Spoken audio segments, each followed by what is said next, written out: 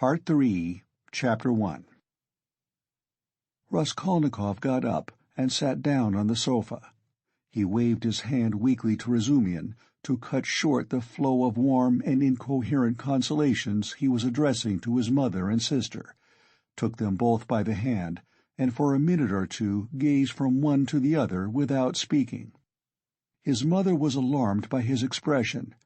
It revealed an emotion agonizingly poignant, and at the same time something immovable, almost insane. Pulcheria Alexandrovna began to cry. Avdotya Romanovna was pale. Her hand trembled in her brother's. "Go home, with him," he said in a broken voice, pointing to Razumikhin. "Good-bye till tomorrow. Tomorrow everything— Is it long since you arrived?" "This evening, Rodya," answered Pulcheria Alexandrovna. "The train was awfully late." "But, Rodya, nothing would induce me to leave you now. I will spend the night here, near you." "Don't torture me," he said with a gesture of irritation. "I will stay with him," cried Razumikhin. "I won't leave him for a moment. Bother all my visitors. Let them rage to their heart's content. My uncle is presiding there." How can I thank you?" Pulcheria Alexandrovna was beginning, once more pressing Razumikhin's hands, but Raskolnikov interrupted her again. "I can't have it! I can't have it!" he repeated irritably. "Don't worry me! Enough! Go away! I can't stand it!" "Come, Mamma, come out of the room, at least for a minute," Donia whispered in dismay. "We are distressing him, that's evident." "Mayn't I look at him after 3 years?" wept Pulcheria Alexandrovna. "Stay!" He stopped them again. "You keep interrupting me, and my ideas get muddled. Have you seen Luzhin?" "No, Rodya, but he knows already of our arrival. We have heard, Rodya, that Pyotr Petrovitch was so kind as to visit you today," Pulcheria Alexandrovna added somewhat timidly. "Yes, he was so kind. Donia, I promised Luzhin I'd throw him downstairs and told him to go to hell." "Rodya, what are you saying? Surely you don't mean to tell us—" Pulcheria Alexandrovna began in alarm, but she stopped, looking at Donia. Avdotya Romanovna was looking attentively at her brother, waiting for what would come next. Both of them had heard of the quarrel from Nastasia, so far as she had succeeded in understanding and reporting it, and were in painful perplexity and suspense. "Donia," Raskolnikov continued with an effort, "I don't want that marriage. So at the first opportunity tomorrow you must refuse Luzhin, so that we may never hear his name again." "Good heavens!" cried Pulcheria Alexandrovna. "Brother, think what you are saying," Avdotya Romanovna began impetuously, but immediately checked herself. "You are not fit to talk now. Perhaps you are tired," she added gently. "You think I am delirious? No, you are marrying Luzhin for my sake. But I won't accept the sacrifice. And so write a letter before tomorrow, to refuse him. Let me read it in the morning, and that will be the end of it." "That I can't do," the girl cried, offended. "What right have you— Donia, you are hasty too. Be quiet. Tomorrow— Don't you see?" the mother interposed in dismay. "Better come away." "He is raving," Razumikhin cried tipsily. "Or how would he dare? Tomorrow all this nonsense will be over. Today he certainly did drive him away. That was so. And Luzhin got angry, too. He made speeches here, wanted to show off his learning, and he went out crestfallen." "Then it's true?" cried Pulcheria Alexandrovna. "Good-bye till tomorrow, brother," said Donia compassionately. "Let us go, mother. Good-bye, Rodya." "Do you hear, sister?" he repeated after them, making a last effort. "I am not delirious. This marriage is an infamy. Let me act like a scoundrel, but you mustn't. One is enough. And though I am a scoundrel, I wouldn't own such a sister. It's me or Luzhin. Go now." "But you're out of your mind, despot!" roared Razumikhin. But Raskolnikov did not, and perhaps could not, answer. He lay down on the sofa and turned to the wall, utterly exhausted. Avdotya Romanovna looked with interest at Razumikhin. Her black eyes flashed. Razumikhin positively started at her glance. Pulcheria Alexandrovna stood overwhelmed. "Nothing would induce me to go," she whispered in despair to Razumikhin. "I will stay somewhere here. Escort Donia home." "You'll spoil everything," Razumikhin answered in the same whisper, losing patience. "Come out onto the stairs, anyway. Nastasia, show a light. I assure you," he went on in a half-whisper on the stairs, "that he was almost beating the doctor and me this afternoon. Do you understand? The doctor himself. Even he gave way and left him, so as not to irritate him. I remained downstairs on guard, but he dressed at once and slipped off. And he will slip off again if you irritate him, at this time of night, and will do himself some mischief." "What are you saying?" "And Avdotya Romanovna can't possibly be left in those lodgings without you. Just think where you are staying. That blackguard Pyotr Petrovitch couldn't find you better lodgings. But you know I've had a little to drink, and that's what makes me swear. Don't mind it." "But I'll go to the landlady here," Pulcheria Alexandrovna insisted. "I'll beseech her to find some corner for Donia and me for the night. I can't leave him like that. I cannot." This conversation took place on the landing just before the landlady's door. Nastasia lighted them from a step below. Razumikhin was in extraordinary excitement. Half an hour earlier, while he was bringing Raskolnikov home, he had indeed talked too freely, but he was aware of it himself, and his head was clear in spite of the vast quantities he had imbibed. Now he was in a state bordering on ecstasy, and all that he had drunk seemed to fly to his head with redoubled effect. He stood with the two ladies, seizing both by their hands, persuading them and giving them reasons with astonishing plainness of speech, and at almost every word he uttered, probably to emphasize his arguments, he squeezed their hands painfully as in a vice. He stared at Avdotya Romanovna without the least regard for good manners. They sometimes pulled their hands out of his huge bony paws, but far from noticing what was the matter, he drew them all the closer to him. If they told him to jump head foremost from the staircase, he would have done it without thought or hesitation in their service. Though Pulcheria Alexandrovna felt that the young man was really too eccentric and pinched her hand too much, in her anxiety over Herodia she looked on his presence as providential, and was unwilling to notice all his peculiarities. But though Avdotya Romanovna shared her anxiety, and was not of timorous disposition, she could not see the glowing light in his eyes without wonder and almost alarm. It was only the unbounded confidence inspired by Nastasia's account of her brother's queer friend which prevented her from trying to run away from him, and to persuade her mother to do the same. She realized, too, that even running away was perhaps impossible now.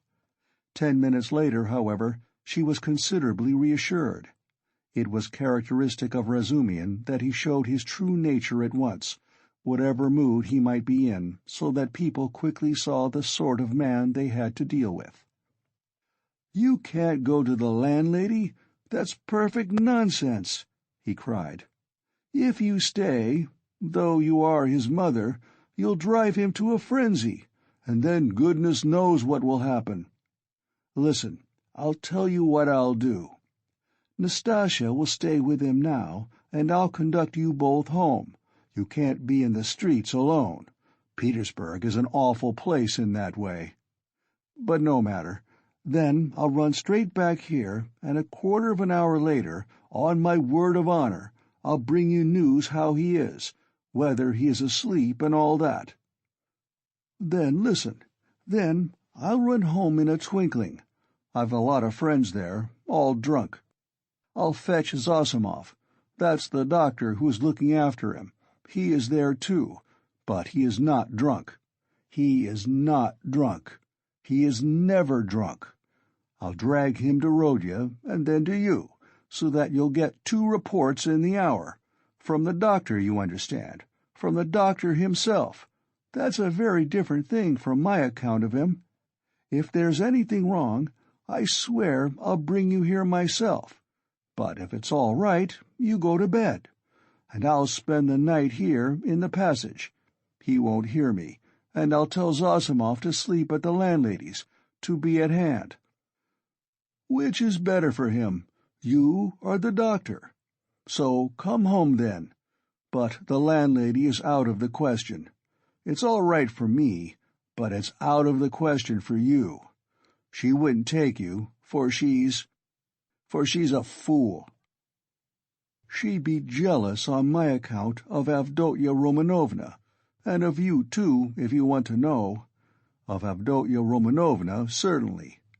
She is an absolutely unaccountable character.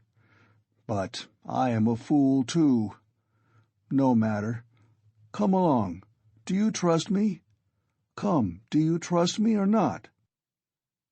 Let's go, Mother, said Avdotya Romanovna. He will certainly do what he has promised. He has saved Rodya already, and if the doctor really will consent to spend the night here, what could be better?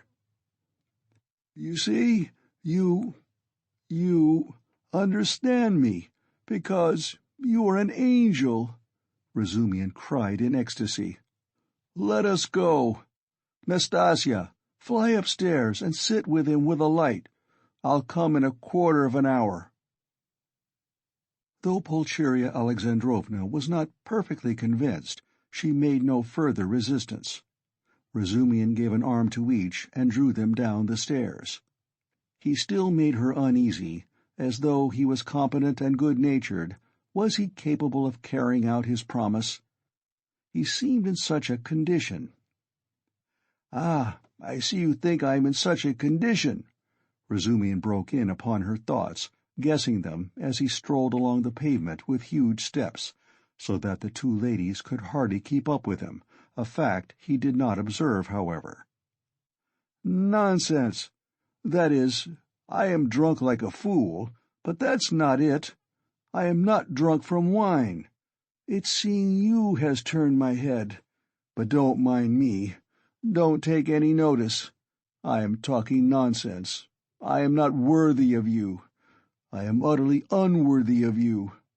The minute I've taken you home, I'll pour a couple of pailfuls of water over my head in the gutter here, and then I shall be all right. If only you knew how I love you both. Don't laugh, and don't be angry. You may be angry with anyone, but not with me. I am his friend, and therefore I am your friend too. I want to be. I had a presentiment.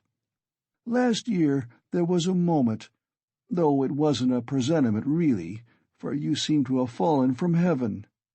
And I expect I shan't sleep all night.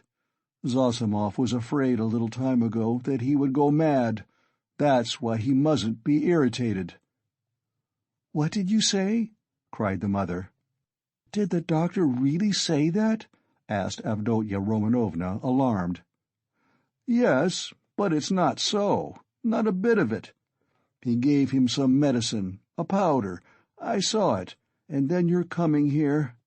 Ah, it would have been better if you had come tomorrow. It's a good thing we went away. And in an hour Zosimov himself will report to you about everything. He is not drunk, and I shan't be drunk. And what made me get so tight?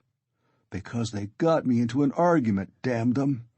I've sworn never to argue. They talk such trash. I almost came to blows. I've left my uncle to preside. Would you believe they insist on complete absence of individualism, and that's just what they relish? Not to be themselves, to be as unlike themselves as they can. That's what they regard as the highest point of progress. If only their nonsense were their own, but as it is— "Listen," Pulcheria Alexandrovna interrupted timidly, but it only added fuel to the flames. "What do you think?" shouted Razumikhin, louder than ever. "You think I am attacking them for talking nonsense? Not a bit. I'd like them to talk nonsense. That's man's one privilege over all creation. Through error you come to the truth. I am a man because I err. You never reach any truth without making 14 mistakes, and very likely 114. And a fine thing, too, in its way, but we can't even make mistakes on our own account. Talk nonsense, but talk your own nonsense, and I'll kiss you for it. To go wrong in one's own way is better than to go right in someone else's. In the first case, you are a man. In the second, you're no better than a bird. Truth won't escape you, but life can be cramped. There have been examples. And what are we doing now?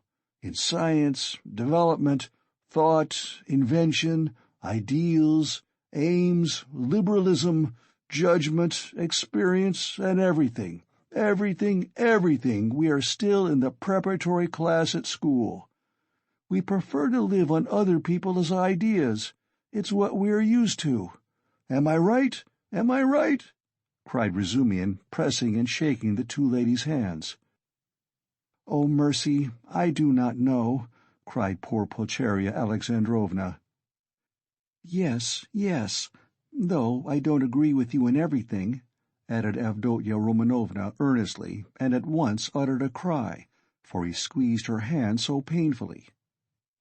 "Yes, you say yes. Well, after that you, he cried in a transport.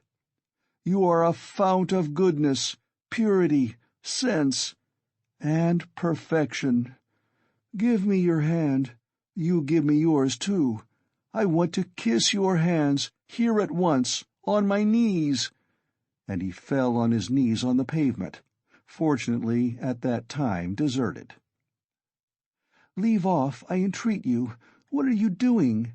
Pulcheria Alexandrovna cried, greatly distressed. "Get up, said Donia, laughing, though she too was upset. "Not for anything till you let me kiss your hands.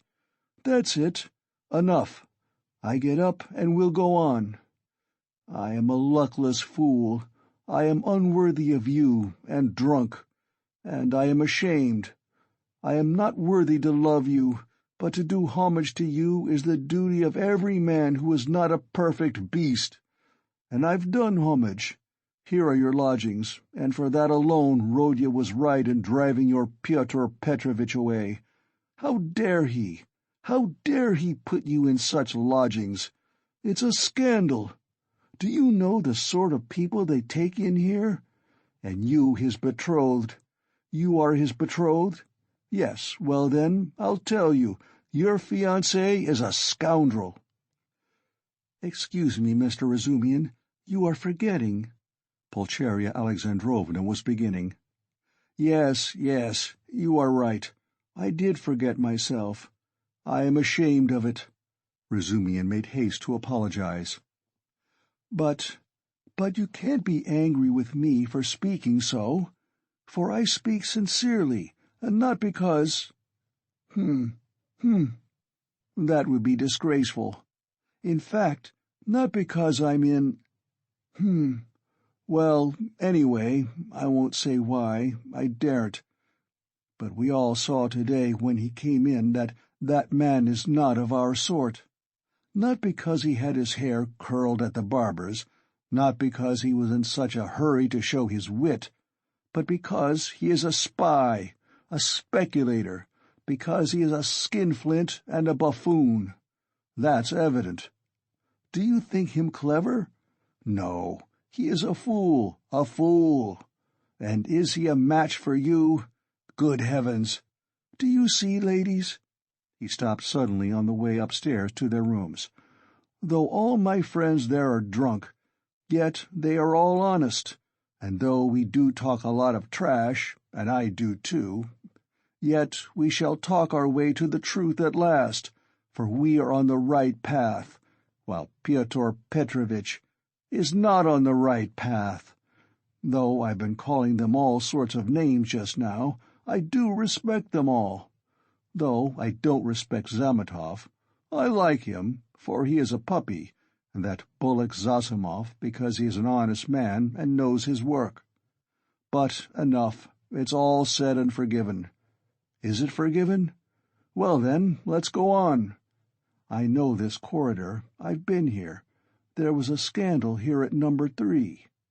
Where are you here? Which number? 8? Well, lock yourselves in for the night then. Don't let anybody in. In a quarter of an hour I'll come back with news, and half an hour later I'll bring Zosimov, you'll see. Goodbye, I'll run." "Good heavens, Donia, what is going to happen?" said Pulcheria Alexandrovna, addressing her daughter with anxiety and dismay. "Don't worry yourself, mother," said Donia, taking off her hat and cape. "God has sent this gentleman to our aid, though he has come from a drinking party. We can depend on him, I assure you, and all that he has done for Rodya." "Ah, Donia, goodness knows whether he will come. How could I bring myself to leave Rodya? And how different I had fancied our meeting! How sullen he was, as though not pleased to see us." Tears came into her eyes. "No, it's not that, mother. You didn't see, you were crying all the time. He is quite unhinged by serious illness. That's the reason." "Ah, that illness! What will happen? What will happen? And how he talked to you, Donia!" said the mother, looking timidly at her daughter, trying to read her thoughts, and already half consoled by Donia standing up for her brother, which meant that she had already forgiven him. "I am sure he will think better of it tomorrow," she added, probing her further. "And I am sure that he will say the same tomorrow, about that," Avdotya Romanovna said finally. And of course there was no going beyond that, for this was a point which Pulcheria Alexandrovna was afraid to discuss. Donia went up and kissed her mother. The latter warmly embraced her without speaking. Then she sat down to wait anxiously for Razumihin's return, timidly watching her daughter, who walked up and down the room with her arms folded, lost in thought. This walking up and down when she was thinking was a habit of Avdotya Romanovna's, and the mother was always afraid to break in on her daughter's mood at such moments. Razumikhin, of course, was ridiculous in his sudden drunken infatuation for Avdotya Romanovna. Yet, apart from his eccentric condition, many people would have thought it justified if they had seen Avdotya Romanovna, especially at that moment when she was walking to and fro with folded arms, pensive and melancholy. Avdotya Romanovna was remarkably good-looking. She was tall, strikingly well-proportioned, strong and self-reliant. The latter quality was apparent in every gesture, though it did not in the least detract from the grace and softness of her movements. In face she resembled her brother, but she might be described as really beautiful. Her hair was dark brown, a little lighter than her brother's. There was a proud light in her almost black eyes, and yet at times a look of extraordinary kindness. She was pale, but it was a healthy pallor. Her face was radiant with freshness and vigor. Her mouth was rather small. The full red lower lip projected a little, as did her chin. It was the only irregularity in her beautiful face, but it gave it a peculiarly individual and almost haughty expression. Her face was always more serious and thoughtful than gay. But how well smiles, how well youthful, light-hearted, irresponsible laughter suited her face! It was natural enough that a warm, open, simple-hearted honest giant like Razumikhin, who had never seen anyone like her and was not quite sober at the time, should lose his head immediately. Besides, as chance would have it, he saw Donia for the first time transfigured by her love for her brother, and her joy at meeting him.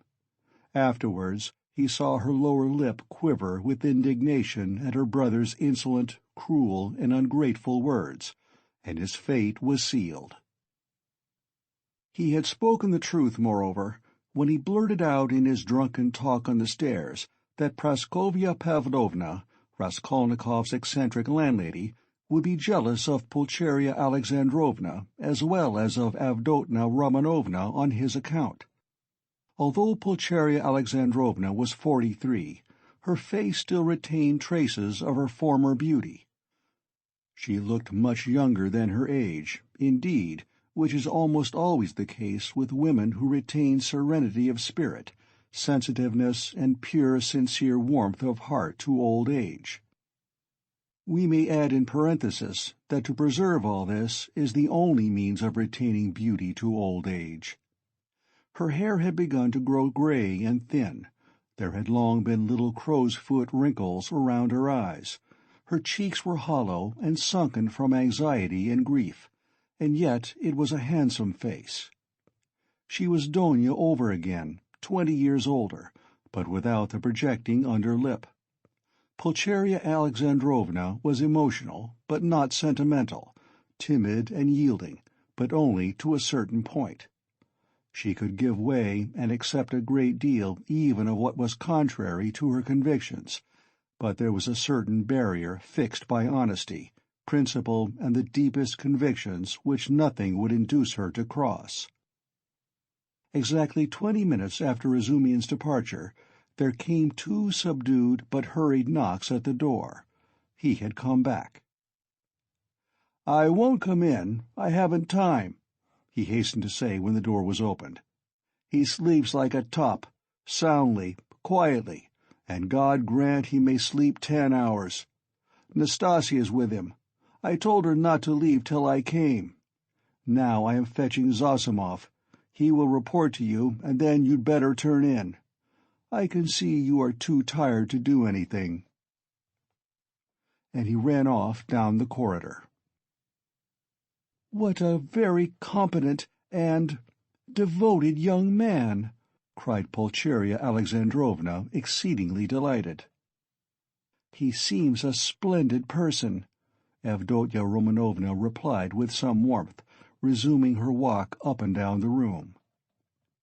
It was nearly an hour later when they heard footsteps in the corridor, and another knock at the door. Both women waited this time, completely relying on Razumikhin's promise. He actually had succeeded in bringing Zosimov.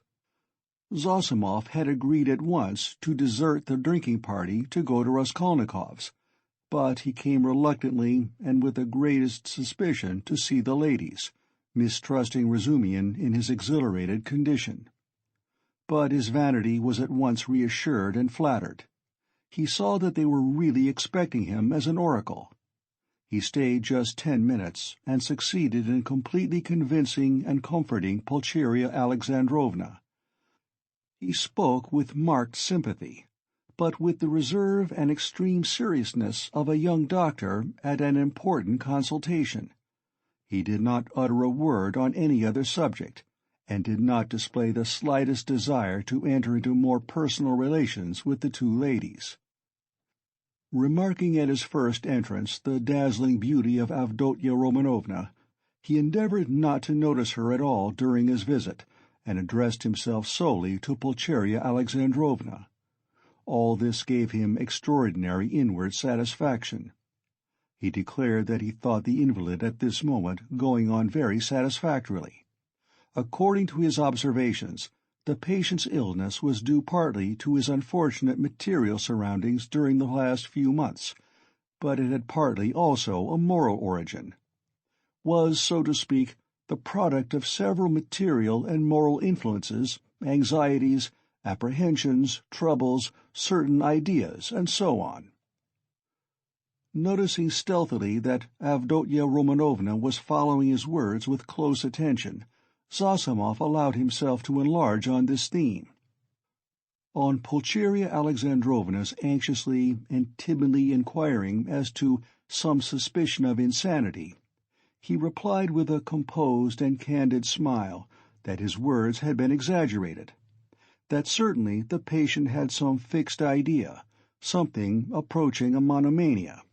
He, Zosimov, was now particularly studying this interesting branch of medicine, but that it must be recollected that until today the patient had been in delirium, and that no doubt the presence of his family would have a favorable effect on his recovery and distract his mind. If only all fresh shocks can be avoided, he added significantly.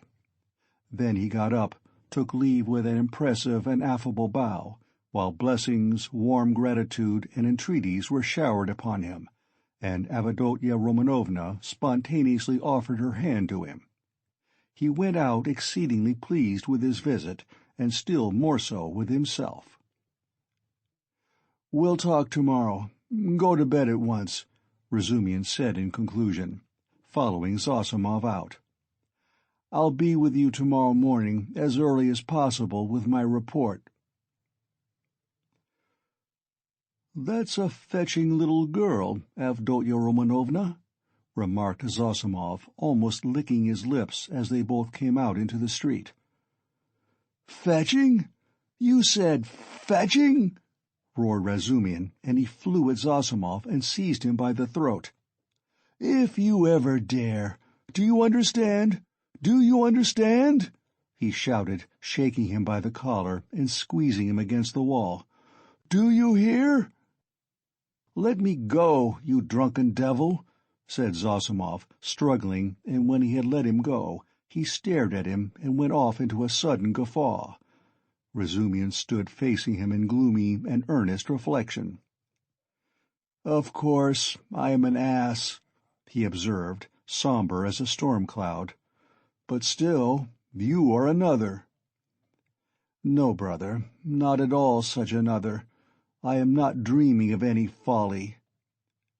They walked along in silence, and only when they were close to Raskolnikov's lodgings, Razumikhin broke the silence in considerable anxiety.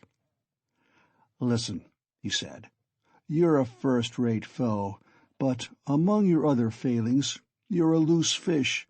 That I know, and a dirty one, too. You're a feeble, nervous wretch, and a mass of whims. You're getting fat and lazy and can't deny yourself anything. And I call that dirty because it leads one straight into the dirt. You've let yourself get so slack that I don't know how it is you're still a good, even a devoted doctor. You, a doctor, sleep on a feather bed and get up at night to your patients. In another 3 or 4 years you won't get up for your patients. But, hang it all, that's not the point. You are going to spend tonight in the landlady's flat here. Hard work I've had to persuade her, and I'll be in the kitchen.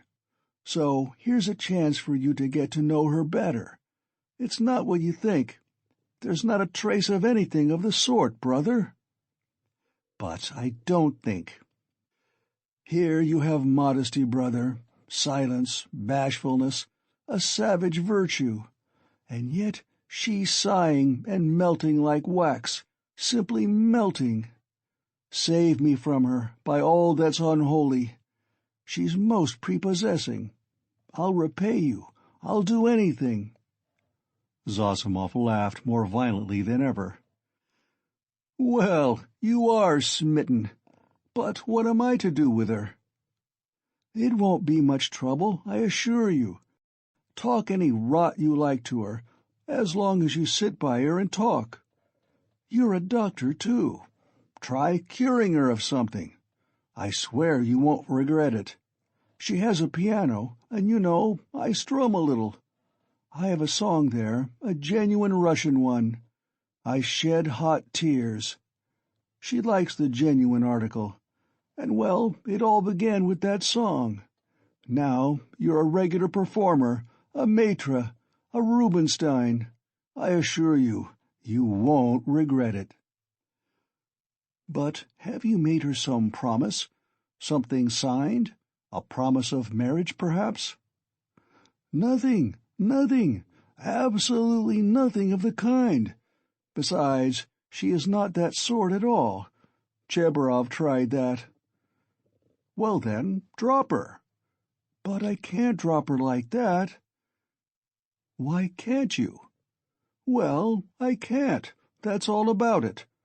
There's an element of attraction here, brother. Then why have you fascinated her? I haven't fascinated her. Perhaps I was fascinated myself in my folly. But she won't care a straw whether it's you or I, so long as somebody sits beside her, sighing. I can't explain the position, brother. Look here. You are good at mathematics, and working at it now. Begin teaching her the integral calculus. Upon my soul, I'm not joking. I'm in earnest. It'll be just the same to her. She will gaze at you and sigh for a whole year together. I talked to her once for 2 days at a time about the Prussian House of Lords, for one must talk of something. She just sighed and perspired. And you mustn't talk of love. She's bashful to hysterics. But just let her see you can't tear yourself away. That's enough. It's fearfully comfortable. You're quite at home. You can read, sit, lie about, write. You may even venture on a kiss if you're careful. But what do I want with her? Ah, I can't make you understand. You see, you are made for each other. I have often been reminded of you. You'll come to it in the end. So, does it matter whether it's sooner or later? Here's the feather-bed element here, brother. Ah, and not only that, there's an attraction here. Here you have the end of the world, an anchorage, a quiet haven, the navel of the earth, the 3 fishes that are the foundation of the world, the essence of pancakes, of savory fish pies, of the evening samovar, of soft sighs and warm shawls, and hot stoves to sleep on, as snug as though you were dead, and yet you're alive. The advantages of both at once. Well, hang it, brother, what stuff I'm talking. It's bedtime. Listen, I sometimes wake up at night, so I'll go in and look at him. But there's no need. It's all right. Don't you worry yourself. Yet, if you like, you might just look in once, too. But if you notice anything, delirium or fever, wake me at once. But there can't be. End of Part 3, Chapter 1.